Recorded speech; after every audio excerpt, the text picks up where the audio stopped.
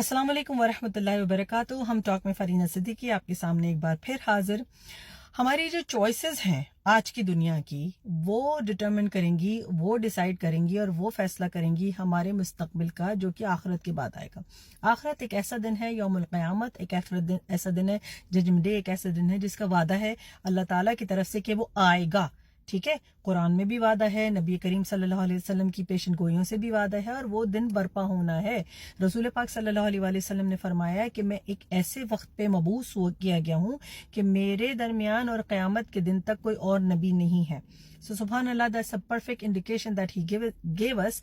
तो इस दिन का इंतजार हमको करना है और इस दिन के बारे में माइंडफुल भी रहना है, इसका ख्याल रखना है कि वो दिन आने वाला है जो कि फाइनल असेसमेंट होगी। जब तक हम जिंदा हैं और जो कुछ भी हम अल्लाह की खुशनुदी के लिए करते हैं वो एक बुक में लिख लिया जाता है। दोनों कंधों पे जो हमारे फरिश्ते बैठे हैं वो लिख लेते हैं।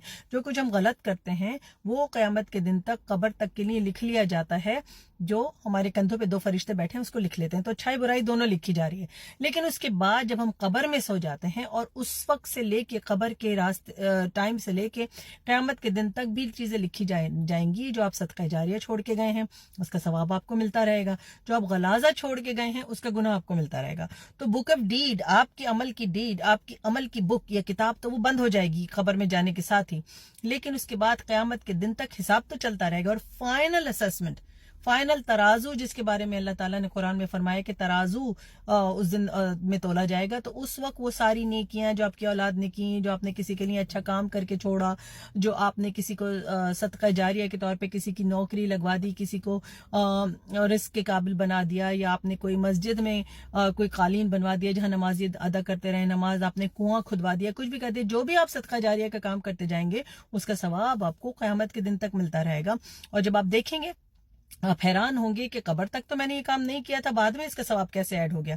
वो आपको सवाब मिलेगा। और खुदा न खास्ता अगर आपने इंटरनेट पे कोई गंदी वीडियोस छोड़ी हैं, कोई आपने नाच गाने की वीडियोस छोड़ी हैं, अगर आपने कोई न्यूडिटी या नंगपन आपने ऑनलाइन छोड़ा है, या आपने किसी को किसी गलत काम पे माइल किया, ड्रग्स पे लगा दिया, शराब पे लगा दिया, या आपने जिना करके किसी को इस काबिल छोड़ दिया और आपने तौबा नहीं किया और आपकी मौत आ गई उससे पहले, तो उसका भी जो गुनाह है वो रकम होता रहेगा और फाइनल असेसमेंट उस दिन होगी। या आपने किसी के साथ ऐसी दिलशिकनी की काम किया है जिससे उसकी जिंदगी तबाह हो गई, उसका हिसाब उस दिन आपको मिलेगा। तो हमें ये याद रखना चाहिए कि हम मरने से पहले पहले उस सिरात मुस्तकीम पे चलते चलते अपनी फ्री विल को इस्तेमाल करें, लेकिन उस सिरात मुस्तकीम पे चलते चलते अपने अमाल, अपने अफेयर्स इस दुनिया में सही करके जाएं, ताकि जब सही तराजू तोला जाए तो हमारा हिसाब बिल्कुल बराबर होते रहे और हम जन्नत में दाखिल हो सकें।